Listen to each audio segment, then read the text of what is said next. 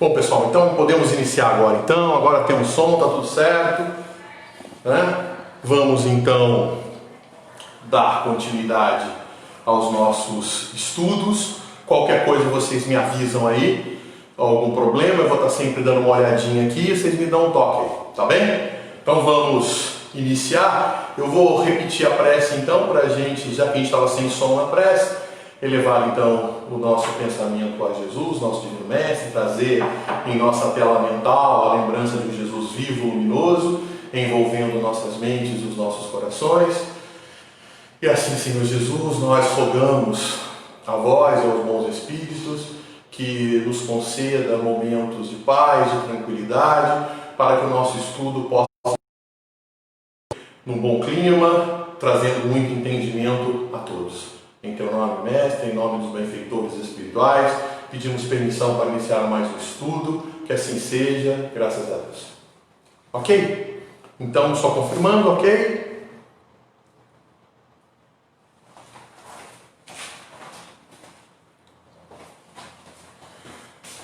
Vamos então iniciar, né?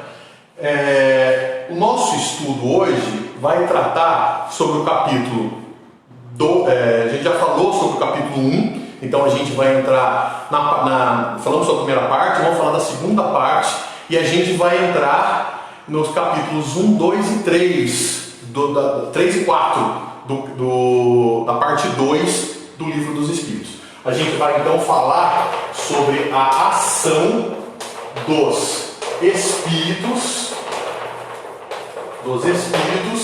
sobre a matéria. Bom, os espíritos estão desencarnados, né? Se eles estão desencarnados, como é que eles podem ter acesso à matéria grosseira, se eles estão desencarnados? Eu não dizendo que eles não têm mais corpos para poder ter acesso à matéria. Bom, Kardec vai nos dizer que nós podemos ser caracterizados, quando estamos encarnados, por um corpo físico, né? Por um corpo físico. Nós temos aqui um corpo espiritual, que a gente chama de perispírito, né? Perispírito, e nós temos o nosso espírito. O espírito, ele não tem forma, né? Ele não tem forma. Por isso eu não vou representar ele aqui, né? Então o espírito é quem ama, é quem sente, é quem odeia, é quem conhece, é quem raciocina. Então o espírito, ele age através da sua vontade, ele imprime um determinado pensamento e a partir do momento que ele imprime esse pensamento, ele dá características à matéria. E a matéria mais próxima que ele tem é a matéria do perispírito, é o seu corpo espiritual, que é esse envoltório fluídico que a gente chama de perispírito. O perispírito, ele é extremamente importante para explicar os fenômenos mediúnicos. Ele é a grande tese do Livro dos Médiuns. Sem a mediunidade só pode ser explicada claramente por intermédio da definição de perispírito. Então, entender o perispírito nesse processo é fundamental. Então veja, o espírito, mesmo desencarnado, o espírito ele tem relação com a matéria. Não com a matéria grosseira. Quando ele está encarnado, ele tem acesso à matéria grosseira, como o nosso corpo físico, como tudo que está aqui. Mas o espírito desencarnado, ele continua tendo acesso a uma matéria, que é o fluido cósmico universal e os produtos do fluido cósmico universal. Uma matéria mais quintessenciada, uma matéria mais rarefeita, uma matéria não condensada, não tão grosseira. E nesse ponto, o espírito constrói, portanto, ele constrói um corpo para ele, em função dos seus processos de evolução, ele constrói um corpo para ele que a gente chama então de um corpo espiritual, um corpo quintessenciado, um corpo sutil. E esse corpo quintessenciado, esse corpo sutil, é que nós chamamos de perispírito, né? Perispírito.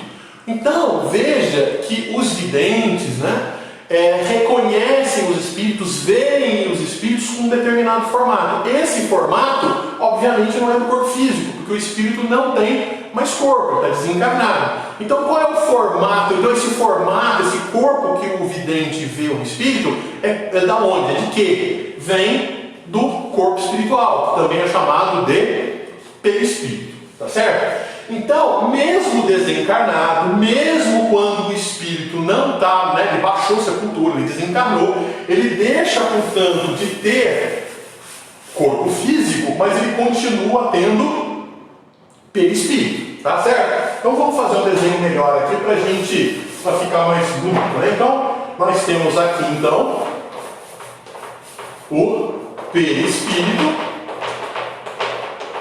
que é esse corpo fluídico, né? Esse corpo quintessenciado, e nós temos aqui o espírito. Perfeito? Esse é o espírito. Percebe que esse espírito, então, desencarnado, ele não tem mais o corpo físico, e, portanto, ele não consegue mais manipular a matéria grosseira, a matéria física condensada que a gente, quando está encarnado, pode manusear, pode manifestar. Mas, mesmo desencarnado, esse espírito aqui, ele tem acesso à matéria do fluido cósmico universal, que é a matéria quintessencial, é a matéria que existe no mundo espiritual. Na verdade, ele existe em todos os pontos. Inclusive aqui, no mundo encarnado, ele está aqui, só que ele é muito sutil e a gente não enxerga. A gente encarnado é que tem dificuldade de perceber, mas os fluidos estão aqui, tá certo? A gente tem a percepção dos fluidos mais grosseiros, da matéria mais grosseira. Quando a gente está desencarnado, a gente tem acesso a essa matéria mais quintessenciada, tá certo? E a gente tem, pela ação do nosso pensamento, a construção do nosso corpo espiritual, que é chamado de perispírito. Muito bem. Pode os espíritos, mesmo desencarnados, agir sobre a matéria grosseira, agir sobre a matéria dos encarnados? Kardec diz sim, é possível, desde que ele tenha um médium, desde que exista um médium com determinadas características para isso, tá certo? E que médium é esse? É um médium de manifestações físicas, ou médium de efeito físico, tá certo? Então você pode ter médium de efeito inteligente e você pode ter médium de efeito físico. Nós vamos falar então da mediunidade, né? Hoje, nós vamos, durante um certo tempo, nós vamos falar sobre a mediunidade de efeitos físicos, não de efeitos inteligentes. A gente vai deixar para efeitos inteligentes em próximos estudos. Vamos falar então dos médiuns de efeitos físicos e dos fenômenos físicos, das manifestações físicas, tá certo? Então, como é possível um espírito desencarnado, um espírito que não tem mais corpo, ele ter acesso à matéria grosseira? Então, antes de mais nada, como a gente já viu, o espírito, mesmo desencarnado, tem acesso a uma matéria mais quintessenciada através do seu perispírito. Bom, isso compreendido, Kardec vai dizer que é preciso que se entenda que se ele tiver um médium, ele pode agir na matéria grosseira. Então todo mundo já ouviu falar dos fenômenos das mesas girantes, né? Então você tinha lá uma mesa, e essa mesa, os espíritos podiam agir sobre essa mesa e produzir movimento nessas mesas, lá nos salões parisienses. Então, as pessoas iam se divertir lá, sentavam em torno das mesas e as mesas se movimentavam e eles colocavam então no alfabeto, as letras do alfabeto disponíveis, e a mesa ia na direção dessas letras do alfabeto, enquanto alguém ia anotando essas direções, e ia se formando palavras, frases inteiras que respondiam perguntas dos presentes no auditório, na audiência. Então, como é que é possível os espíritos fazerem isso? Mover objetos, se materializarem, aparecer fisicamente, ou produzir determinados ruídos, ou fazer coisas físicas em que todo mundo pode ouvir, tá certo? Não necessariamente sendo médium. Como é que ele pode produzir uma matéria que é visível para todo mundo? Bom, Kardec falou que é possível desde que exista um médium de efeito físico. Vamos tentar entender o que é um médium de efeito físico, então? Então é o seguinte, todos nós, médiums ou não, nós encarnados, nós temos um corpo físico, tá certo? Nós temos um corpo físico, e nós temos um perispírito, e nós temos aqui um espírito, tá certo?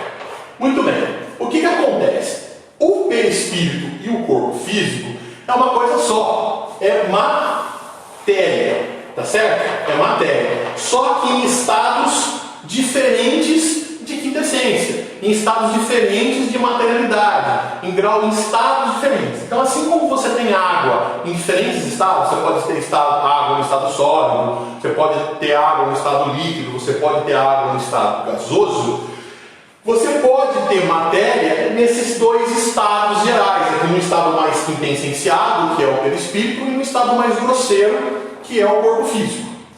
Entre o perispírito e o corpo físico existem fases de materialidade. Então a parte mais quintessenciada, a parte mais sutil da matéria é o perispírito. À medida que os fluidos vão se afastando do perispírito e vão chegando no corpo físico, você vai tendo graus de matéria mais grosseiros, graus de matérias mais condensados, que vão se aproximando aqui em torno do corpo físico, tá certo? Até chegar no corpo físico, que é o seu estado mais grosseiro, perfeito? Então, ou seja, perispírito e corpo físico estão vinculados por esses fluidos que existem entre perispírito e corpo físico. Quando baixa a sepultura, rompe-se os laços que unem, os fluidos se desfazem e rompe-se o laço do perispírito e corpo físico. Entretanto, existem esses fluidos aqui que vão vinculando o perispírito ao corpo físico. Ok? Então isso é importante que a gente saiba. Né? Vou até fazer aqui com uma cor verde aqui, né, para poder ver. Tá certo? Então, comentários, tá tudo certo? Muito bem. Aí é o seguinte, matéria, espírito. Percebam o seguinte, o perispírito e o corpo físico, existem intermediações. O mais grosseiro é o corpo físico, mas existe um fluido bem próximo ao corpo físico, que ainda não é corpo físico, então ele é sutil aos nossos olhos, mas ele é bem grosseiro em relação ao corpo físico, ao perispírito, porque ele está bem perto do corpo físico, que a gente chama ele de fluido vital. É o fluido que dá vitalidade, é o fluido que nos dá vida. Então, quando a gente encarna, a gente ganha uma carga de fluido vital, e é esse fluido vital que vincula perispírito ao corpo físico e permite a nossa vida física. À medida que a gente vai vivendo, a gente vai gastando esse fluido vital. Até que quando a gente gasta todo esse fluido vital, a gente desencarna, porque rompe-se, separa-se perispírito de corpo físico. Tá certo? Então, ou seja, vamos fazer um exemplo aqui para a gente não perder de vista. Imagina que você tem um álbum de fotografias e que você está colando as fotografias no álbum de fotografias. Tá certo? Então tem um espaço lá do álbum, né? Você tem lá a folha do álbum e você tem um espaço para você colar as fotografias. E você então passa a cola e cola as suas fotografias. Perfeito? O que acontece? Quando você cola e fica lá, à medida que o tempo passa, 1, 2, 10, 15, 20 anos, o que ocorre? O material da cola vai evaporando, vai gastando, vai sumindo, vai desaparecendo. Até que chega um momento em que você abre o álbum e a fotografia descola do álbum e você vai ter que colar de novo. E por que descola? Porque a cola que unia a fotografia, a página do seu álbum, evaporou, ela se desfez, ela acabou, né? Se foi. Então o que acontece? Vamos fazer uma comparação grosseira. Vamos imaginar que o nosso corpo físico é a foto. Vamos imaginar que o nosso perispírito é o álbum. Ou melhor, o corpo é o álbum. O nosso perispírito é a fotografia. E vamos imaginar que o fluido vital é a cola que une os dois. Conforme o tempo vai passando, a cola vai sendo gasta, ela vai passando o tempo, ela vai evaporando, ela vai perdendo a sua função. Chega um determinado momento em que ela descola. Quando ela descola, existe uma separação da fotografia com a página do álbum. Perfeito? Mais ou menos dá para a gente ter uma noção. A gente então está encarnado porque a gente está vinculado ao corpo físico, o nosso perispírito é vinculado ao corpo físico, porque tem essa cola. Perfeito? Porque tem essa cola. Quando a gente vai vivendo, a gente vai gastando essa cola. Como é que chama essa cola? Fluido vital. Quando acaba o fluido vital, perispírito e corpo físico se descolam, né? Se separam. O corpo então baixa a sepultura e o perispírito está livre. Lá na vida espiritual. Muito bem. Percebam o seguinte: quando a gente desencarna antes do tempo, ou seja, um suicídio, por exemplo, onde você tem muito fluido vital envolvendo vinculando o seu perispírito ao seu corpo físico. O que acontece? Imagina então um álbum que você acabou de colar a foto no álbum. Você acabou de colar, você passou cola e colou. Só que você colou no lugar errado, não era para colar ali. Ali era a foto guardada por uma outra foto, não era para ser aquela foto. Aí você colou, você se arrepende e quer tirar. Quando você quer tirar, essa cola está muito nova. Ela não está gasta. O que acontece? Ela adere bem à folha. Então quando você tira, é provável que você rasgue a folha do álbum. É provável que você leve, junto com a foto, parte da folha do álbum junto com a foto. A mesma coisa acontece aqui. Quando você tem uma quantidade muito grande de fluido vital vinculando o perispírito ao corpo físico, quando existe essa separação abrupta através de um suicídio, o perispírito leva uma parcela desse fluido vital consigo. E aí o espírito fica se sentindo vivo, ele fica se sentindo encarnado, porque ele fica sob o efeito dessa vitalidade mesmo estando desencarnado. Então, se ele se desfaz naturalmente, ele se adapta melhor ao mundo dos espíritos, porque ele tem essa carga fluídica mais grosseira desvinculada do seu perispírito. Enquanto se ele desencarna de maneira abrupta, ele leva um pouco dessa quantidade consigo e ele então fica sofrendo as ações mais físicas sobre o seu perispírito. Está claro isso? Muito bem. Então entendemos o fluido vital.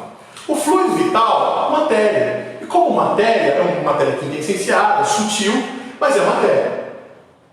Ele não é bom e mal. Assim como esse banco aqui, por exemplo, né? Esse banco aqui, por exemplo, ele não é bom nem mal. É um banco. É um que eu construí, que eu fiz, né? Com um determinado objetivo, para ter uma determinada função. E qual é a função de um banco? Para servir de assento para alguém cansado. Alguém precisa sentar, então usa o banco para se sentar, para descansar. E quando ele atinge esse objetivo, então o banco fez o seu papel, foi bom. Mas se eu uso esse banco para bater em alguém, aí ele está negativo. Então não é o banco que é positivo ou que é negativo. É o uso que eu dou ao banco que pode ser positivo ou negativo. Perfeito? Então, ou seja, a mesma coisa o fluido vital. A gente está vivendo, está gastando o fluido vital, perfeito? E se a gente gasta esse fluido vital com bons pensamentos, com pensamentos bons, com pensamentos positivos, porque é o pensamento que dá características aos fluidos. Se o pensamento é bom, eu uso esse banco para servir alguém. Se o pensamento é ruim, de violência, é para bater em alguém. Então é o pensamento que dá a qualidade aos fluidos. Perfeito? Então veja, se quando eu estou vivendo o fluido está sendo gasto a partir de mim. Se o pensamento que eu estou tendo no momento em que eu estou gastando o fluido é bom, eu estou produzindo produzindo fluidos grosseiros, porque é o fluido mais grosseiro que está sendo gasto, com características positivas. Mas, se eu estou com um pensamento negativo, eu estou dando determinadas características negativas para esse fluido mais grosseiro. Então eu estou dando características ao fluido vital. Então, o fluido vital é esse aqui que está sendo gasto. Mas a partir do momento em que esse fluido ganha uma característica pela ação do meu pensamento, então eu tenho um pensamento de ódio, de medo, de rancor, de lascívia, né? Um pensamento de sensualidade, um pensamento ligado a sexo, um pensamento ligado a... Ou seja, eu faço com que essa energia física, que não tem característica, passe a ter uma característica agora. E quando esse fluido, então, passa a ter uma característica, ele ganha um nome. Kardec vai chamar ele de fluido especial. Fluido especial. E ele vai se chamar fluido especial porque ele ganha uma especialidade, uma característica própria do pensamento do espírito. Perfeito? Então veja que o fluido começa a ganhar determinada característica em função dos aspectos próprios do pensamento que o espírito dá. Então determinadas características do pensamento do espírito dão especialidades ao fluido vital e transformam esse fluido vital em fluido especial. Perfeito? Então, notem que nós temos então a produção de fluido especial. Existem determinadas pessoas que têm determinadas características próprias que a gente chama de médium de efeito físico ou médium de manifestações físicas. Esse médium, chamado médium de efeito físico ou médium de manifestações físicas, ele consegue disponibilizar para os espíritos desencarnados uma quantidade grande de fluido especial. Então, se eu não sou médium de efeito físico, eu estou produzindo fluido especial, mas eu não sei disponibilizar isso em quantidade suficiente para os espíritos. Entretanto, se eu sou médium de efeito físico, eu tenho determinadas características no meu perispírito que conseguem metabolizar ou disponibilizar esse fluido especial numa quantidade razoável para os espíritos. Isso tem a ver com potência mediúnica. Existem médiuns que disponibilizam uma grande quantidade desses fluidos. E existem médiuns que disponibilizam menos. E quem não é médium não disponibiliza essa quantidade para os espíritos desencarnados. Perfeito? Então o que acontece? Ou é muito pequeno para ele poder fazer um determinado efeito. Então, o médium de efeito físico, ele já fornece uma quantidade, e essa quantidade o espírito já consegue fazer um ou outro fenômeno físico.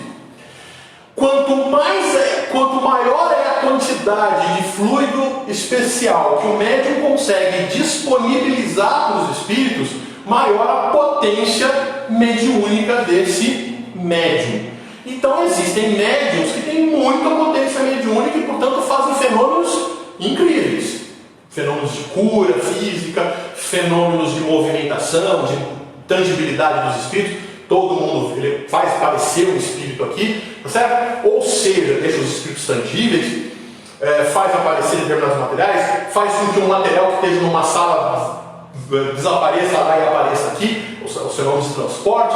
Então são fenômenos físicos, promovem sons que surgem do nada, vozes audíveis para todo mundo que surgem do nada, ou seja, são os fenômenos físicos. Ele age sobre os fenômenos físicos, agem sobre a matéria, perfeito? Então tem a ver com essa disponibilidade do médium de produzir fluido especial em quantidade suficiente para o espírito produzir um determinado fenômeno. Está claro isso? Isso independe, claro que quanto mais velho, menos vitalidade a pessoa tem, e o médium vai ter menos fluido vital, vai ter menos fluido especial, porque ele tem menos fluido vital, ele está gastando os seus últimos, então ele vai ter menos quantidade. É claro que muito jovem ele tende a ter muito fluido vital, mas não basta isso, basta ele ter a capacidade de transformar, de disponibilizar esse fluido que ele produz em grande quantidade. Então você pode ter uma pessoa de uma certa idade que tem muito fluido vital, e uma pessoa de uma idade maior que tem menos fluido vital. Mas se essa pessoa mais velha, que tem menos fluido vital, ela tiver capacidade de metabolizar, de produzir, de disponibilizar o quanto ela produz em maior quantidade do que aquele que produz muito, mas disponibiliza pouco, ele vai ter mais potência mediúnica. Tá certo? No sentido de dar condições para o espírito de fazer um fenômeno material mais estrondoso, mais grandioso, que chama muito mais a atenção. Tá certo? Então, ou seja, eu vou apagar aqui para ficar um pouquinho mais organizado aqui a nossa representação. Então vamos chamar agora esse desenho aqui de espírito desencarnado, né? E o perispírito do espírito desencarnado. Ok? Ok? E vamos imaginar agora um médium, então o espírito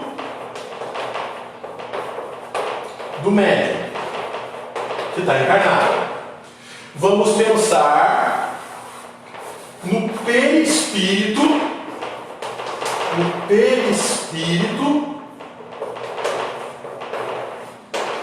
do médium.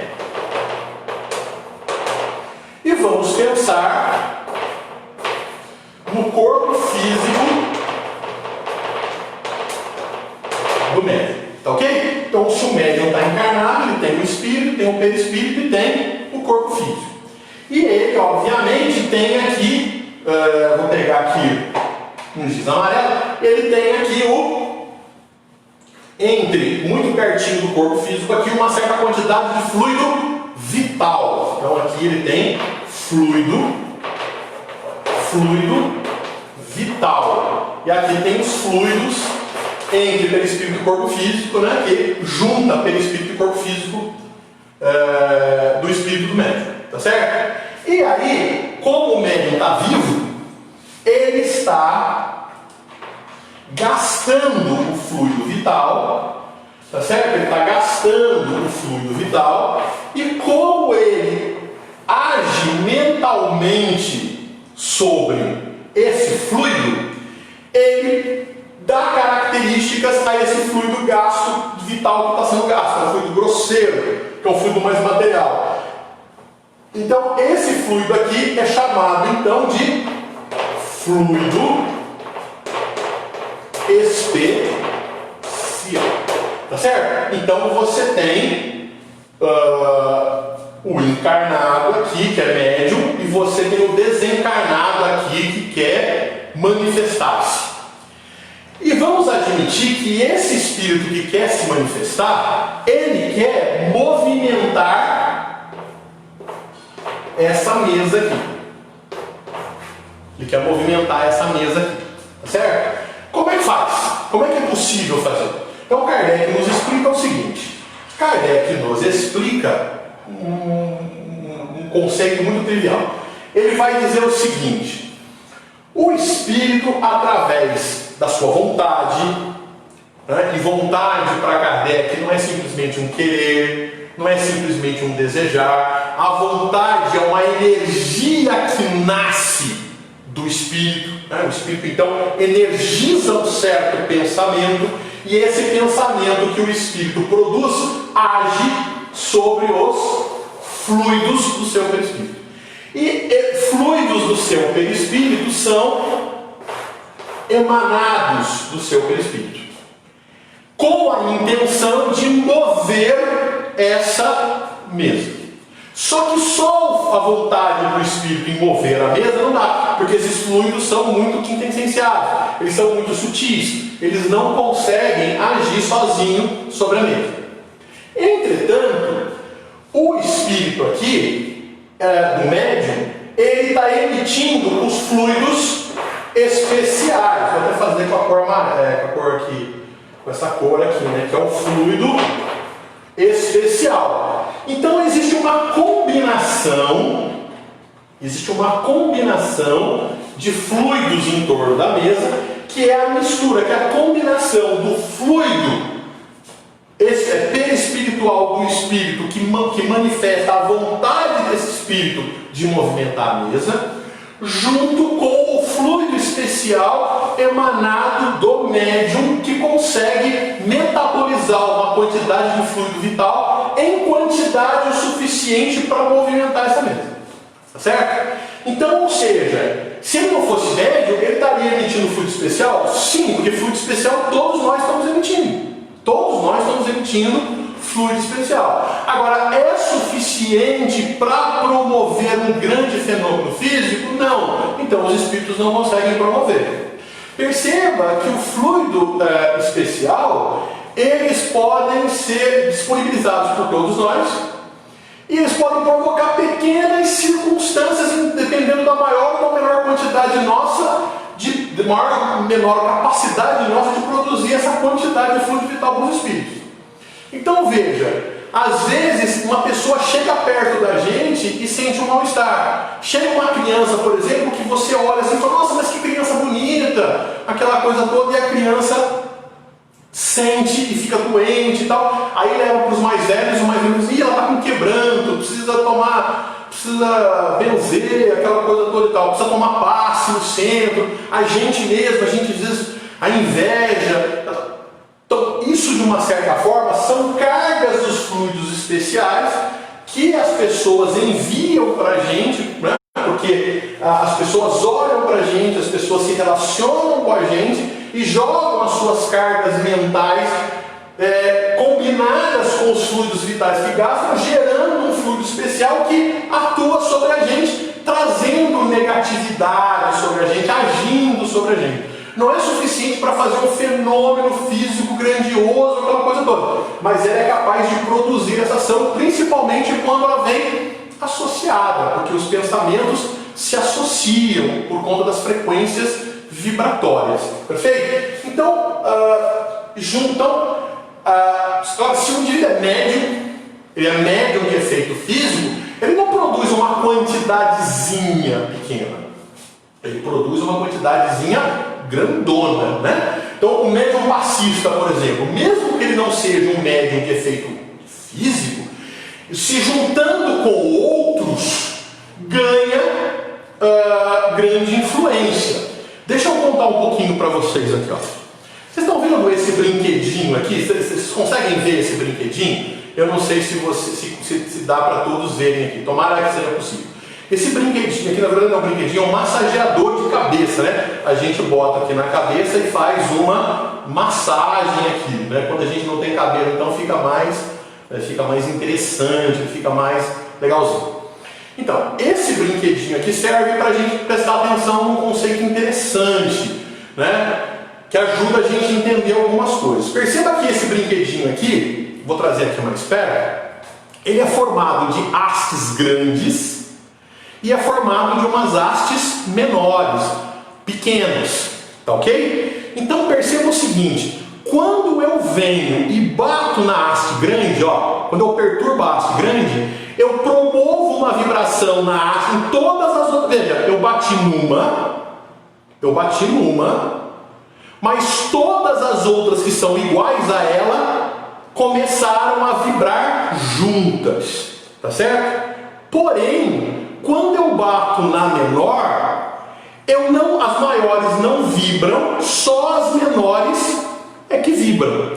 Isso acontece também com a questão do nosso pensamento. Quando a gente pensa, a gente provoca uma perturbação no meio fluídico que a gente está. Então a gente está mergulhado, né? Eu estava falando para vocês que nós estamos mergulhados no fluido cósmico universal, percorre toda a natureza, né? Que envolve todo o meio físico e espiritual. Quando a gente emite um determinado pensamento, a gente promove uma perturbação nesse meio. Da mesma forma que se eu tenho um lago, né? Se eu tenho um lago, e eu jogo uma pedra no centro do lago, a perturbação foi naquele ponto. A água balança. Só que essa perturbação, ela se propaga na forma de ondas em todas as direções desse lago. Ela toma todas as direções. Então a gente vê aquelas ondinhas se manifestando, que é a propagação de uma perturbação. Então imagina que o espírito ele está envolto desse fluido, dessa quantidade de fluido, né, como se tivesse mergulhado em águas oceânicas, né, águas de um lago, sei lá. E ele pensa, quando ele pensa, é como se ele jogasse uma perturbação nesse ponto. E essa perturbação se propaga. Quando ela se propaga, ela vai encontrar pessoas que pensam iguais a ela e pessoas que pensam diferentes. Então voltamos para o nosso brinquedo. Se eu penso igual, eu faço com que todos os outros que são iguais vibrem igual a mim. E como são muitos vibrando, essas ondas se somam e ganham grandes intensidades. Quando, né, então, perceba que eu mexo no grandão, os pequenininhos, né, olha aqui, perceba que quando eu mexo no grandão, o grandão mexe e os pequenininhos ficam parados. Não sei se está dando para vocês verem, né? Vou chegar bem perto aqui. Perceba que se eu mexo no pequenininho, só os pequenininhos vibram e os grandões não. Então perceba que e quando esses pequenos se somam, né, juntos, ganham maiores proporções. E aí o que acontece? Quando você não está bem, quando você recebeu uma carga negativa e você não vem bem, você entra numa sala de passe, e médios que não são de efeitos físicos, mas eles doam um fluido especial com pensamentos de amor, de satisfação, de alegria, de bem-estar para você, isso se soma, e quando se soma, traz benefícios para o paciente que está tomando o passe. Perfeito? Agora, se um dos médiuns que estiver ali for médium de efeito físico, ele age com o seu pensamento sobre o fluido especial, produz uma quantidade grande de fluido especial e um espírito benfazer combina com a sua vontade perispiritual mais esse fluido e pode promover um efeito físico de cura. É por isso que médiuns de efeitos físicos também podem ser médiuns de cura. Tá certo? Mas nós vamos ver isso mais tarde, quando a gente vê determinadas especialidades de médiuns de manifestações físicas. Por enquanto a gente está vendo só a ação geral, né? A teoria geral sobre a ação dos espíritos sobre a matéria. Então veja, qual é a ação geral? Qual é o mecanismo básico desse processo? O mecanismo básico desse processo é isso. Você tem um espírito desencarnado que tem o seu perispírito e que tem a intenção de produzir um efeito material. E se ele tem a intenção, ele tem a vontade, ele tem uma energia, e essa energia energiza, manifesta, sustenta um pensamento. E esse pensamento age sobre o perispírito dele e promove fluidos perispirituais que carregam esse desejo, que carregam essa vontade, que carregam essa energia de movimentar aquela coisa. Quando ele encontra um médium que tem esse interesse, que vibra nessa mesma faixa, nesse mesmo pensamento e que se disponibiliza a ceder um fluido especial com as características de produzir esse movimento para ele, existe uma combinação fluídica. Essa combinação fluídica promove o movimento das mesas, porque torna o fluido do espírito desencarnado, que é quinta essencial, mais grosseiro, e aí ele promove a movimentação da mesa. É claro que quando Kardec disse isso em 1857. Então, quando ele disse isso, a comunidade científica da época e tal, né, ouviu isso e, como muitos de vocês agora devem estar pensando, puxa, mas né, combinação de dois fluidos gera movimentos, pode fazer sentido. Entretanto, hoje, alguns anos depois de Kardec ter desencarnado, em 1869, mais ou menos, 1890, para a gente ser mais preciso, você tem, por exemplo, os estudos de realização das leis de Maxwell. Né? Então, Maxwell promove, ele de alguma forma unifica a eletricidade com o magnetismo e estabelece a lei do eletromagnetismo, por exemplo. E aí ele mostra como é que o fluido elétrico, ou a energia elétrica, combinada com o fluido magnético, promovia determinados fenômenos interessantes. Então eu vou mostrar para vocês aqui, eu vou apagar aqui para mostrar para vocês, para discutir isso aqui com vocês. Em aulas de física, por exemplo, a gente costuma, quando vai falar de eletromagnetismo, contar isso. Imagina que você tem aqui, que você pega e enrola um fio, você pega fio e enrola o fio no seu dedo aqui, deixando duas pontas aqui, né? Você deixa uma ponta sobrando, enrola e deixa uma ponta sobrando. Você faz duas pontas. E digamos que esse fio seja durinho, seja rígido, né? Para sustentar o resto do fio. E que você pegue um outro fio condutor e construa um suporte. Para esses dois pontos que sustentam os fios enrolados. Isso aqui é fio também, só que mais grosso, para dar mais sustentação. Fio, e você liga esse fio numa pilha, numa bateria, tá certo? De tal maneira que você faz com que a corrente elétrica possa circular. Então a corrente elétrica vem para cá, circula, né? Vem para cá, fecha o circuito e faz o movimento. Tá certo? Muito bem. Vamos supor agora que você coloque um ímã aqui, você coloca uma barrinha de um ímã aqui e você coloca uma outra barrinha de ímã aqui. Tá certo? Aqui fazendo um sanduíche dando espaço, né? Entre a bobina, né? Entre os dois ímãs você deixa aqui uma bobina, tá certo? O que acontece? O que a gente percebe? A gente percebe que quando isso acontece, você faz um movimento dessa bobina. É o que acontece com os ventiladores. O ventilador funciona assim. Ele tem mais ou menos, os motores elétricos funcionam desse jeito aqui, combinando eletricidade com magnetismo. Então você tem aqui o campo magnético. Então se aqui, por exemplo, for o polo sul e aqui for o polo norte do seu ímã, você tem então o campo magnético nesse sentido aqui, porque o campo magnético sai do norte e entra no sul, é isso? Então o que acontece? Lá nas aulas de física, existe uma regra em física que chama regra da mão direita. E se é a regra da mão direita, você pega a mão esquerda? Não, tem que ser a mão direita, tá certo? Então você pega a mão direita, também chamado de regra do tapa, é isso? Então é o seguinte, você tem aqui a mão, de tal maneira que os dedos, com exceção do polegar, vão representar o sentido do campo. E o polegar vai representar o sentido da corrente. Diz o eletromagnetismo que dessa combinação da palma da mão sempre sai a força. É uma lei chamada lei de Lorentz, chama-se F é igual a QVD.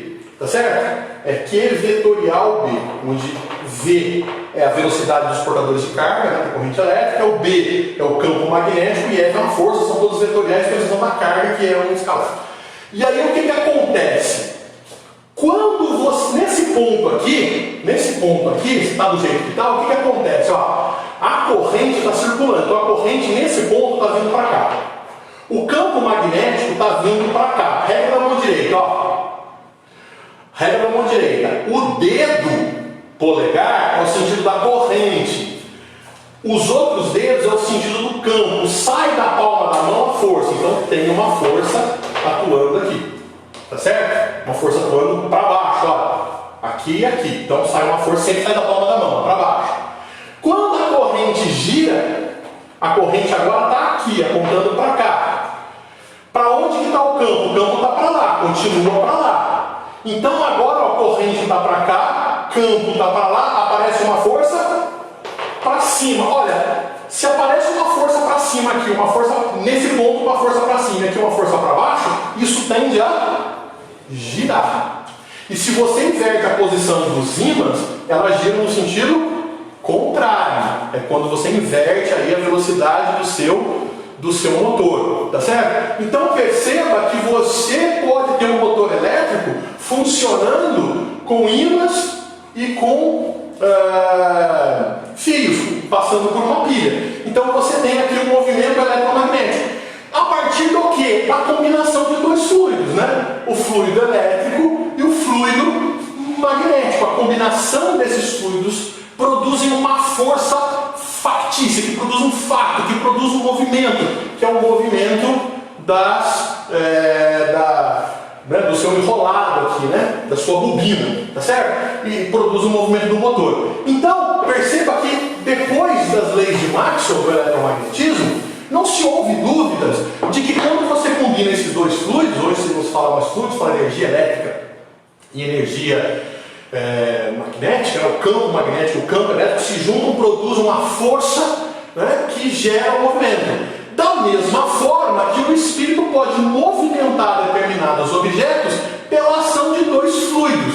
O fluido que vem do espírito comunicante com o fluido que vem do médium de efeito físico, que promove uma quantidade de fluido especial, uma quantidade suficiente para promover esses movimentos. Tá certo? Então, teoricamente, essa é a teoria das manifestações físicas que explicam como é que o espírito produz a ação sobre a matéria, mesmo esse espírito estando desencarnado. Ele precisa conhecer o processo de como é que ele faz essa combinação, né? Não é um espírito, da mesma forma que um espírito não é qualquer um que faz um motor elétrico, não é isso? A gente pode saber que o motor pode ser feito com ímã, que pode ser feito com pilha, mas e daí? Né? Como é que a gente faz? Então, uma pessoa que conhece o princípio junta essas coisas e promove o fenômeno. Então, o espírito conhecedor desse processo,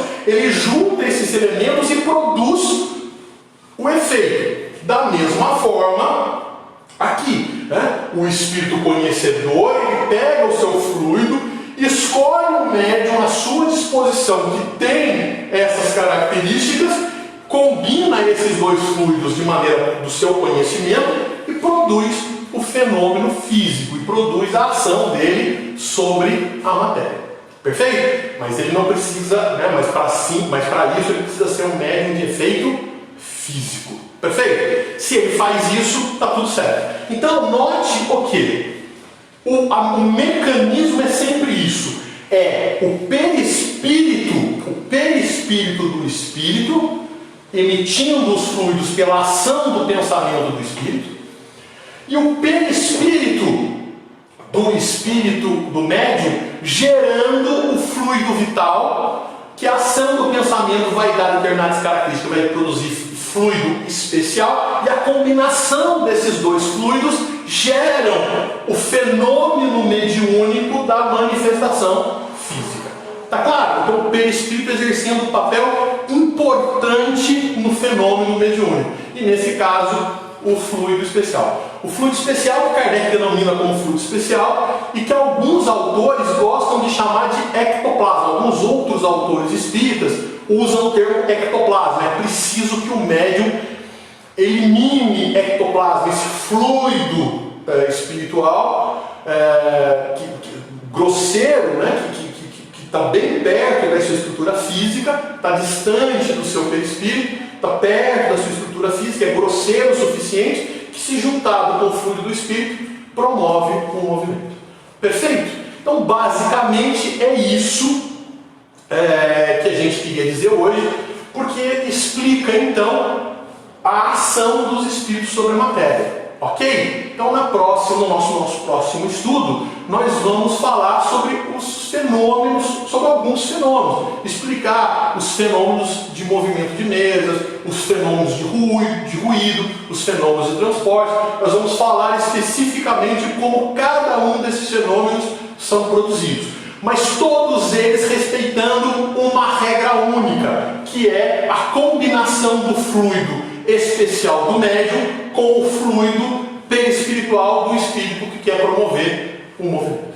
Ok? Então vamos encerrar o nosso estudo. Espero que tenha sido bem claro. Algumas questões que talvez vocês queiram fazer, a gente vai ler depois e eu vou poder estar explicando nos estudos subsequentes, tá certo? Porque para mim fica difícil aqui de fazer essa leitura.